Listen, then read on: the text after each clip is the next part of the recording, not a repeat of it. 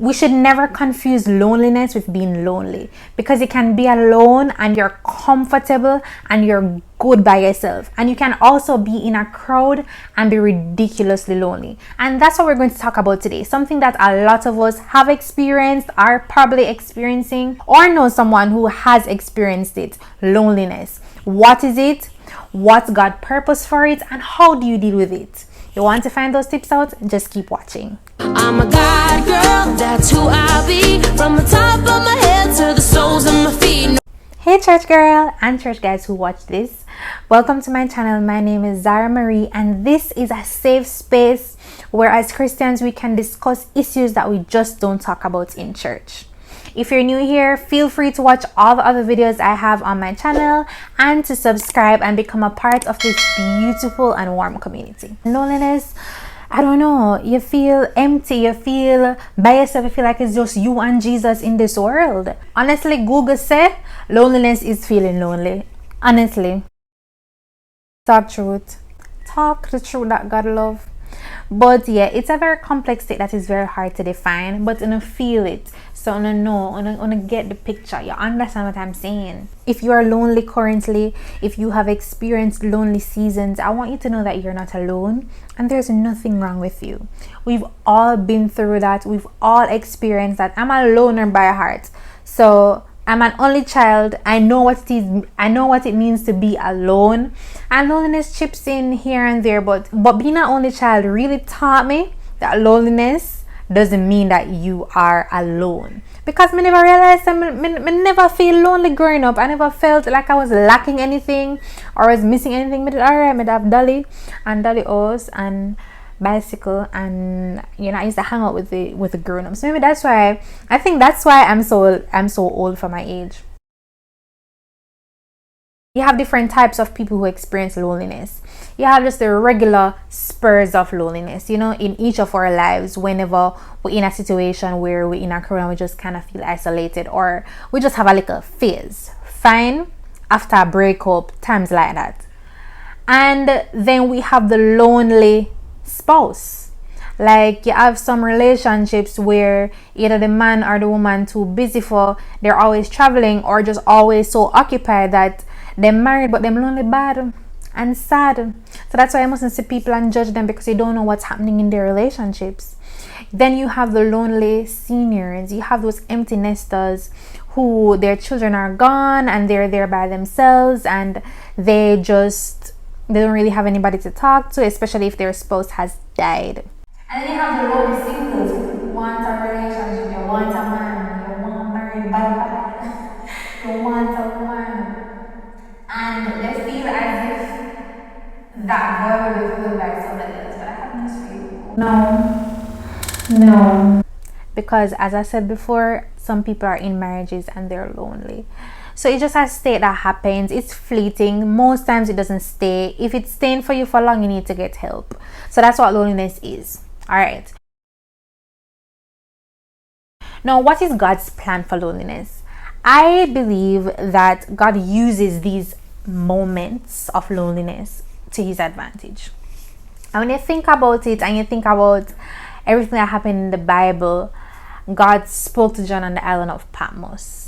He was by himself. He was alone. He spoke to Joseph in prison. He spoke to David in caves. He entered a fire with 3 Hebrew boys. Listen, he uses those moments of loneliness, or moments when you are alone and feeling as if you have nobody else in this world. He uses that time to connect with you, to talk to you, for you. It's like if in a one corner and say,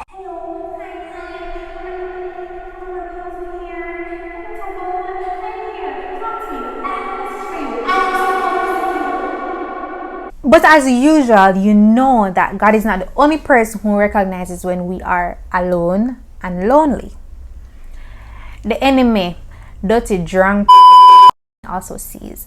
And that's when temptation comes, that's when the bad thoughts come, that's when depression sets on, that's when you get confused, that's when you start cry, that's when you pop down, you stress out everything. You think about the light bill what have to pay, you think about everything that you're not supposed to do, you start reading enough to read, you start watching enough to watch, you start touching enough to touch. Like everything just happens between that period, within that period of loneliness, because you want something to do, you want some relief, you want some release, or there's an opportunity for your thoughts to run wild. And here are my tips for dealing with it. These aren't really original tips. I actually went to a conference, I actually did a presentation with a panel about a month ago, and we discussed these tips, and it was pretty enlightening for me, and I decided, okay, I have to share this. It's a 3-step process. Firstly, reach vertically, which means we're going to reach up to God and try to find him.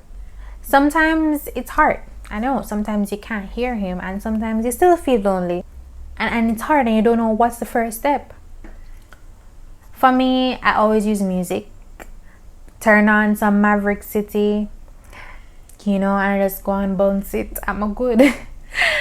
Or I come on YouTube and I listen to like some Christian content, watch some Christian content or something like that. But something spiritual, I always try to do that. Reach up vertically. Second thing, reach inwardly. Inwards. That makes sense? Yeah, inside of you. So you're going to look within. And I want you to use those moments of loneliness to rediscover yourself. What do you like to do? What are your hobbies? Who are you? If somebody was supposed to ask you who are you to tell them who you are in 2 sentences, would you be able to?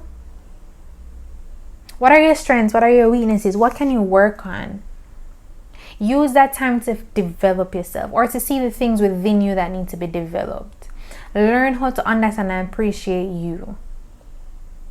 I best time that. When you don't have no distraction, you don't have nobody around you, yes, you use that time to understand you. And then the third thing I want you to do is reach horizontally, which means to reach out to people. And you reach out to other persons who are in a very similar category. So don't try to reach out to your friend who you know are they packed up. Because when you reach out to that friend when you know her day is super packed, she doesn't reply right away or she doesn't answer right away, you plunge yourself further into loneliness, because no, you don't just feel lonely, you feel neglected. So I think one of the best persons to reach out to is a lonely senior. And I think the reason I chose a lonely senior is because they're pretty consistent with being alone while not always lonely. And their schedule isn't as tightly packed. So while the lonely single will be very occupied trying to do stuff, the lonely senior is usually on a lower impact schedule. So reach out to lonely senior, reach out to disadvantaged people, or just a friend who you know will be available at that particular time. Because you have different friends with different schedules, so you just have to understand that. But reach out horizontally. I think one thing that pandemic has shown me is that sometimes text messages and a phone call or a voice note isn't enough. You have to do a video chat. So if that can work for you, then do a video chat. But I want you to use these lonely moments as moments to understand what's happening in your life. Like, I know at this time it might be easy for you to go and do stuff that you don't want to do, or it's easy for your mind to wander. But as soon as the wandering starts to wander, catch yourself, hold back yourself, and say, self, we're going to do something. We're going to redirect this energy and we're going to do something instead. So that's loneliness in a nutshell. What it is, what's God's purpose for it, and how to deal with it in general. You're going to reach out vertically, you're going to reach out inwardly, and you're going to reach out horizontally. I really, really hope these tips were a blessing to you. Thank you for watching. Don't forget to like, share this video, and subscribe to become a part of this community. Thanks for watching.